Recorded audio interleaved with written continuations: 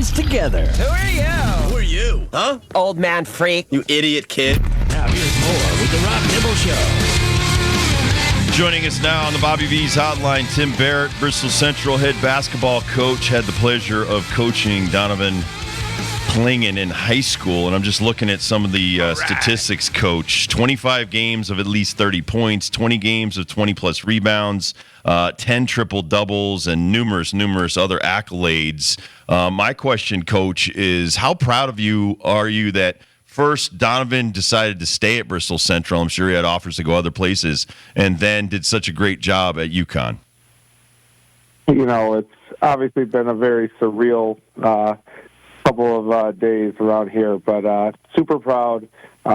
Such a dominant player in the Connecticut basketball high school, probably the most dominant Connecticut basketball high school player in history. And not only did he choose to stay, he really, when he went up to UConn, he chose to stay and stay for, college basketball as well. And, look at the accolades he's earned through these last 4 years between high school and college, and then to be drafted in the first round on Wednesday night was such an honor. Coach, whenever we see 7'2", no matter who it is walking this earth, we automatically think, man, I got to be really good at basketball. But there's a lot of 7 foot that wear the moniker tall, and that's all. When did you know, Donovan's different from just being a tall guy that we're putting on the basketball court? This guy's an actual athlete, an actual basketball player. I've been asked that a lot lately, really going into sophomore year when all the college recruits came, basically calling these summer of his freshman summer into his sophomore year. He had intangibles I had not seen out of many basketball players, whether they were a 6-foot guard or a 6'8" forward. He had intangibles between his passing, his vision, and he always was in the right spot. He also had a work ethic like none other, and, I've been talking about that for days with people. He's worked to get to where he's at, and, he's a testament. I always say he's 7'2". He was a good basketball player. It didn't matter if he was 6'4" or 7'2". He had a skill base that most players don't have nowadays, and you combine that with the work ethic, and, 7'2" certainly didn't hurt, but that's how you become a first-round draft pick. Talking to Tim Barrett, Bristol Central basketball coach, about Donovan Clingan. When did you first learn that his mother had passed early in his life? And, there's a certain, quietness about him, yet he's one of the fiercest competitors I've ever watched. So I'm an educator in the Bristol school system as well, so I knew his mom had been battling cancer for a while. She had beat it once. It came back.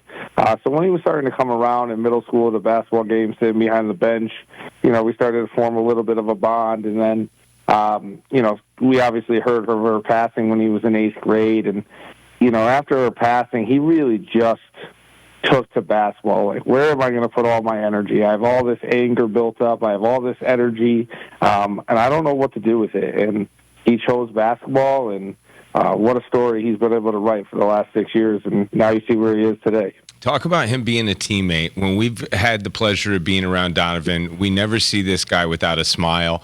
Just being with him with UConn, and, we have 3 other guys this year that were drafted, 3 other guys last year that he was teammates with his freshman year that were drafted. So he's around superstars, but he always has a smile on his face, and it seems like he is the best teammate. And that's the story I tell people. He was a kid who, in a high school system, you have a 3:30 freshman game, a 5:30 JV game, and a 7 o'clock varsity. And he'd be at the gym at 2:45. And he would sit with my freshman coach, because he's a one-man coach, and he would sit next to him on the bench, hold the whiteboard, draw up plays, give him suggestions. And then in a JV game, he'd be sitting at the end of the bench before we went up to the classroom to get ready for our varsity game. And every shot that is made, he's got his hands up. He's cheering his teammates on. He's waving his towel. So all those things you saw last year, and especially his freshman year when he was on the bench a lot more behind Adama, is real. That's who he is. He's all about team.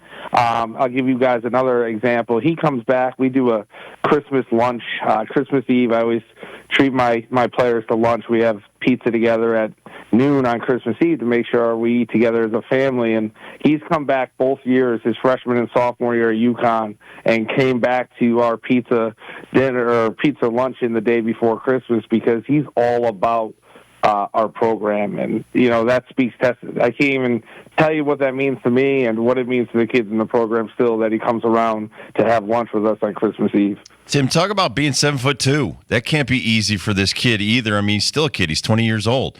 How has he dealt with that? And I remember the first time I saw him was at a football game at Rensselaer, and he had like 20 probably 5'5" girls following him, and he looks like the Pied Piper.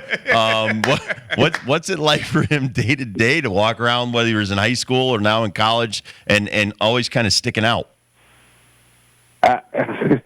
He handled it better than most of us could, I can tell you that. But with that being said, we even talked about it as he was starting to get recruited in this whole process when he was at UConn, and he'd go to an NBA game or through his agency or, just try to go see a game. He just can't do that. You can't just walk to your seat. You stand out. Everyone wants pictures. Everyone wants an autograph. And it's hard to just be a kid, but he always, that smile you talk about, he always seems pleasant, and he really gets through it. So it's not easy because you can't just walk through the airport. Even all these flights he's been taking to these NBA teams for workouts, he's got to come home through an airport somewhere, and it's just not been easy. But he always puts a smile on, signs some autographs, takes a picture, never complains, and just goes through the process. He's kind of been really humble about the whole thing and just says, hey, if somebody wants something from me, I'm willing to give it. He's obviously made the right choices, winning 2 national championships and being drafted 7th overall after 2 seasons in the NCAA. But the choices were so much. I mean, the choice of where he's going to play high school basketball was a big deal. You're already talking about the recruiting situation, like how many coaches are coming through. Do you know some of the secret sauce of like why he stayed at Bristol Central, didn't go to IMG, Mount Verde, Oak Hill, and why he stayed with Connecticut? Is there something other than yourself, Coach Hurley, that Donovan actually holds dear to his heart, or why he wanted to stay and make those 2 programs very successful? Obviously we knew he was going to be very successful at a young age, sophomore year with all the colleges that were recruiting him. He's a throwback player. He's an old-school type player. His loyalty, he kept his circle really small, and he always wanted people around that didn't want anything from him. His circle just loved him for who he is. We didn't want anything around him, and he really was loyal to us, myself, Coach Hurley, and all the staff he worked with. But, all I can tell you is the staff that worked with him was willing to give him everything we could without asking for anything in return because of the player and the person we were getting. And because of that, our circle stayed really close and small, and I think he was comfortable. And, his passing of his mother, how far did he want to really go from his dad, his sister, his grandma? And he was really close with them. So it was a lot easier for him to drive 3/4 of a mile down the hill to Bristol Central to work out at 5 in the morning than it was to be shipped off to IMG. And truthfully, when he was drafted by Portland, he's going across the country. This is kind of the reason why he chose to stay close to home all those years, thinking that he may end up moving when he got the opportunity in the NBA. Talk about him and running up and down the floor, running the floor. I know because I coach high school and baseball that you can't treat them the way I was treated 50 years ago in high school and run people to death and things like that. Talk about how you got him to the point where at UConn the last 2 years he's steadily gotten better, and then playing against Zach Edey, man, he ran that dude off the floor. He's really changed his diet as he was going into collegiate years. He really kind of changed his diet. I wouldn't say it was the best in high school. He didn't make the best meal choices before games, etc. But with that being said, we did a lot of background work, just like you said. I couldn't work him out in the weight room or calisthenically like you would work out your average athlete. So I had some friends of the program, I'll call it, that were hooked up with some NBA trainers, and I spent some time with strength and conditioning coach for the LA Clippers going into his sophomore year, and he was able to kind of design a program for me that he used with his big men in the NBA, and that kind of helped us a little bit with what we needed to do, because it's not, like you said, you're not squatting on the squat rack with a guy that's 7'2", where you got to protect his knees. I think Connecticut, CIAC, has some underrated talent in the sport of basketball. And, for Donovan to stay in the state, I know you guys had some monster games with Windsor. The state tournament run was no cakewalk. Just speak on the competition that he played in high school, where a lot of people, when he signed with UConn, were asking me all the time, could he hang in the Big East? And just with the caliber of play in Connecticut, they kept citing, and his body frame, if he was going to hold up. But talk about how high school in Connecticut somewhat prepared him for that. I'm going to, I think, like you said right there, they're very underrated in terms of the talent here in Connecticut, whether we're all Division I players. There's a lot of good players that have come out of Connecticut and had Division II careers, Division III standout careers. But one thing I want to point out, and I give a lot of credit to my coaching fraternity, I think the coaching in Connecticut is bar none across the country. I've seen a lot of high school games now across the country, and the preparation that Connecticut coaches do behind the scenes deserve a lot more credit than they get. And, Donovan, I think sometimes when you're 7'2", you talk about the guys he played against, it may be harder to play against four guys that are 6'3" that are pounding at you than it is to play against one 7-footer. He often talks about that. Please, Coach, tell me they got a big guy, because it's easier sometimes for me, than bringing it down to the three little gnats that are, pounding at his legs the entire game. Tim, tell me about a game in particular, or a couple of games that he just totally dominated, but you're like, man, 7'2", because I was just watching a 7'6", I think, Chinese woman, and they just throw her the ball inside and she just lays it in. 13. It's like, yeah, and it's ridiculous. Describe like a game where you're like, this is stupid because he's so good.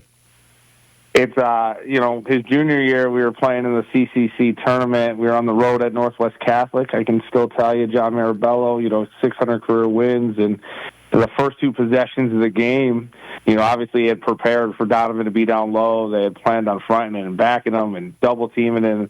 And he came down the court and hit two trail threes to start the game, and it was 6-0. And John just looked over and smiled at me. And, like, what are you going to do? We had a scrimmage game versus Hall and Coach Brian Moriarty, and he literally, first possession of the scrimmage, it was his first game, and literally he was a junior, and he drilled a three and then hit a pull-up 2 possessions in a row. And Brian was like, wow, you weren't joking. I can't wait to see him at UConn, hoping he would go there. And lo and behold, actually he made that decision later in the year. But, one game in particular, he had 50 and 32 versus Windsor. It was our junior year. They were number 3 in the state. We were number 1, senior year. And, he had 50 and 31 or 32, and I took him out with 3 or 4 minutes to go, so he didn't even finish the game. And before I got in my driveway by 8:30 that night, he was texting me, and he was like, Coach, are we still on for 5:15 workout? Awesome. What a great kid. Awesome. And he never, that's one thing I say, he never sat on his laurels. He's not going to be saying, hey, I'm the 7th draft pick in the NBA. I can, just coast now. He's ready to get to work, I can tell you that. All right, I think you just answered this question, but this is the one we've gotten for the last couple of years. Now, we have seen it, the ones that when we go to practice, we have seen this. When we go to the pregame scrimmage, we have seen this. We see this in warm-ups. He can shoot. He can shoot. Tell everybody he can shoot. He can shoot a lot better than people think, I can tell you that. Even in workouts, I've been impressed by, he every time he comes home, whether he was down in Miami for 3-4 weeks training with his Excel Sports group, he came home. And when I say he comes home, like, he gets home, guys, at midnight on a Thursday because he got 24 hours off, and he's saying, Coach, are we going in tomorrow for 5:30? And he's at Bristol Central High School still working out at 5:30 the next day because he doesn't want to take a day off. But last time he was up, in a high school gym, he shoots the ball from the logo at midcourt like you and I would shoot a free throw. He's gonna. There's gonna be ups and downs, I think, this first year. But most teams saw in practices up at stores or when he worked out individually, he shoots the ball much better from 26, 27 feet than most 3 or 4 men in the NBA right now. I want to tell you that. And I think, give him 2 years, that will be a consistent shot that you'll see him knock down at the highest level. Tim, thank you so much for your time. Great job with this kid. He's an amazing young man, and he's going to definitely be a star in the NBA, so we appreciate your time. I appreciate you guys having me on, and I'm just happy to, speak on his behalf because he, like you just said, he's a better kid than he is anything else. Absolutely. Thank you, Tim. All right, have a good day. You too. Tim Barrett, everybody, the Bristol Central High School basketball coach that coached Donovan Clingan in his younger days. We'll take a quick break. We'll come back, do the first dibs question of the day. It's the Rob Dibble Show with Ben Darnell in your afternoon drive. It's Friday, everybody. Thank God. I think this is 12 straight days for us. I'm sure you're sick of hearing our voices. We know we are. Kurt Kaplan on the ones and twos. John Ashmead is on the video. We'll be right back on Fox Sports Radio.